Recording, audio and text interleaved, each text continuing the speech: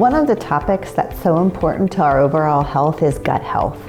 And many patients come into our office not even realizing that this is an issue. And when we think about the gut and the digestive system, it's the place that stuff from the outside world enters into our body and then becomes absorbed and assimilated into our body, usually in the form of food, but other things could come in too. So as a result, probably somewhere between 70 and 80% of the immune system is centered around the gut. So if you have most of the things in the gut are absorbed from the large intestine. So the gut has, your esophagus, and then there's the stomach, and then the stomach empties into the small intestine that winds all around, and then there's the large intestine. And a lot of nutrient absorption happens both in the small and large intestine. And so as a result, this is where the body or the immune system is going to recognize many foreign things coming into the body. Therefore, there are a lot of immune system cells right outside the lining of the gut. So due to this, one of the places that, or one of the risks of having the gut be out of balance is that the immune system starts to overreact to things that it shouldn't react to. And this can lead to a variety of different autoimmune diseases. So in talking about the lining of the gut and immunity, in the colon, there's a single cell wall layer that separates the inside of the intestine from inside the body. And that single layer is supposed to absorb nutrients in their smallest form. For example, carbohydrates are broken down into glucose molecules or fructose molecules.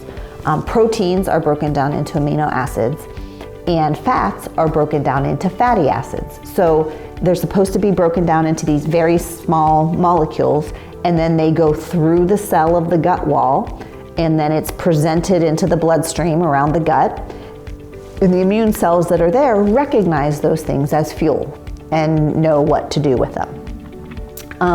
When the gut starts to be dysfunctional, if there's damage to that lining of the gut, what can happen is instead of the cells being closely opposed so that the particles can only go through the cell, there can be gaps in what's called the tight junctions between the cells.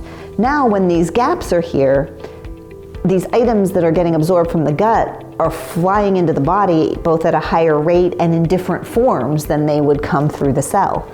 So larger particles of things that might have been excreted are now able to get in. And when in addition, there are things that can actually damage the cells so they don't function well. And when those larger particles that might not be all the way broken down get in and are presented to the immune system, the immune system doesn't recognize them as food or fuel and recognizes it as something foreign that it needs to get rid of. So the immune system ramps up, it calls in its helpers, and they start to make antibodies and react to these molecules. And this is typically how food sensitivities develop, that there's some damage to the lining of the gut, and then some molecules from the corn get in, and now your immune system starts reacting to corn or whatever that food might be. The problem is that in nature, proteins are very similar. So if you are reacting to a substance that looks an awful lot like some of your thyroid cells, now your immune system is not only attacking what it thinks was abnormal from the gut, but now it's starting to attack your thyroid gland, or maybe it's your joints in something like rheumatoid arthritis, or maybe it's the brain in Alzheimer's disease or MS. So gut health is very important to controlling the balance of immunity in the body so that you're not getting too much overreaction and inflammation, but yet you're still getting enough to fight off infections or bacteria or mutating cells in the body. So gut health is super important for immunity, for one thing. And the things that can damage that lining of the gut are many. So a lot of the toxins in our environment, pesticides, herbicides, things like that we may be ingesting in our food may damage the gut. Stress can damage the gut. So when cortisol levels are high, or if you have to take a steroid for something, like prednisone, for example, that can damage that lining of the gut.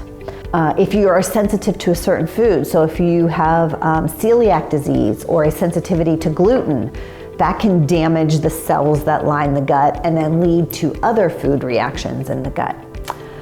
Certain medications, things like antibiotics, non-steroidal anti-inflammatory drugs like ibuprofen, sometimes even long-term use of some of the acid-blocking medications like Prilosec or omeprazole or things in that category can damage the gut. There's some evidence in some studies that even birth control pills can damage that gut lining. So, eliminating those medications can be very helpful, as well as if you have to take one of those medications, doing additional things to help balance gut support on the other end. One of the other critical parts of gut health is something that we call the microbiome. Again, for those of you who took biology in high school, which I think is part of high school, you may remember talks of different biomes, which are different, basically, environments where different types of organisms live. Well, in our gut, we have what's called a microbiome because it's all microbiologic organisms like bacteria, viruses, yeast and fungi. All of those things live normally in the gut. And the diversity and balance of those microorganisms living in the gut are critical to our health and survival. In fact, there are trillions of bacteria in the gut, probably even more than there are cells in our body. So our gut and that microbiome has evolved to be critical in how we maintain our health. So anything you can do to improve the diversity and health of your microbiome will help gut health. For example, if you have a great diversity of good bacteria make a substance called short-chain fatty acids, SCFAs. And those short-chain fatty acids help heal and repair that gut lining that I was talking about that can get disrupted by stress and medications and food sensitivities. So, doing things to enhance good bacteria, like taking probiotic or eating fermented foods, can be helpful. But even more important than that is feeding those good bacteria with the prebiotics needed to help them grow and thrive and flourish on their own. So the more diverse of prebiotics and the more diversity of fruits and vegetables and plant-based products in the diet, the more diverse your microbiome will be. So it's not hopeless. Like if your diet's limited to chicken nuggets, pizza, and burgers, your microbiome is not going to be very diverse and it can lead to health issues. The goal would be to, over the course of a week, eat 30 different kinds of plants. And when I say plants, I mean beans and whole grains and fruits and vegetables. But the more variety you have, the better your health will be and the better the gut will be able to heal itself. The microbiome is very sensitive to things like antibiotics. You may take an antibiotic for a sinus infection and think, oh, I'm treating my sinuses. It's also wiping out many of the bacteria in the gut. So it's super important to help support the gut and the bacteria in the gut when you do something like take an antibiotic. We are finding out the microbiome is a very great topic of research right now. Lots of scientists are trying to research the connection between the microbiome and all different kinds of illnesses. And we're finding connections between the microbiome and the development of diabetes, the development of heart disease, the development of Alzheimer's disease, beyond just how the gut can affect the risk of autoimmunity. So we're going to find that this gut is super important to the management and prevention of chronic illness. Finally, the gut and the brain are very connected. There are actually different bacteria in the gut that can influence things like anxiety and depression. And just to, again, show the connection of the gut to the brain, they did an experiment, they being the scientists that work in the lab, where they took the gut bacteria from anxious mice and put it into normal mice, and the normal mice became anxious. So the gut and the brain are very connected, and you can even think about how that affects you in normal life.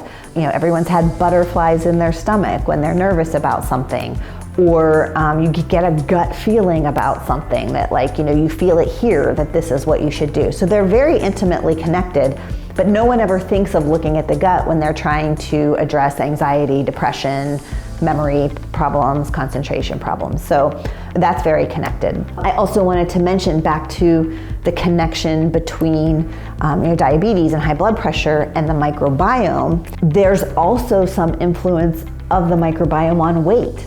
For example, another experiment, these are all animal experiments, but when they transplant the microbiome or the bacteria in an obese mouse into a thin mouse, the thin mouse becomes obese, and vice versa. When you put the microbiome of the thin mouse into the obese mouse, the obese mouse becomes thin.